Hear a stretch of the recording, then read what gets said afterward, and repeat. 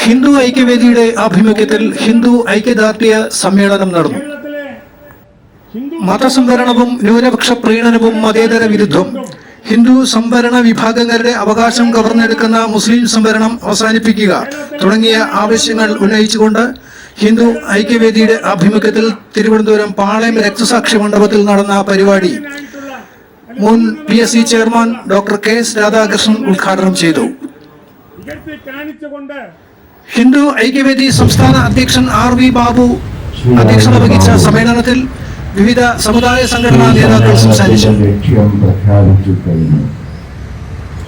ആ ലക്ഷ്യങ്ങളോട് സമ്പൂർണമായ യോജിപ്പ് പ്രകടിപ്പിച്ചുകൊണ്ട് ഈ സമ്മേളനം ഔപചാരികമായി ഉദ്ഘാടനം ചെയ്തതായി ആദ്യമേ അറിയിക്കുന്നു.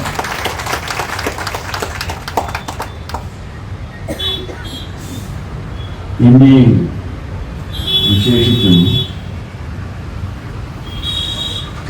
ഇന്ത്യയുടെ ഒരു പൊതു പ്രസ്ഥാനം രൂപീകരിക്കപ്പെട്ട് പ്രവർത്തനം ആരംഭിക്കുന്ന കാലം മുതൽ തന്നെ കേരളത്തിൽ മാത്രമല്ല ഇന്ത്യയിലാകെ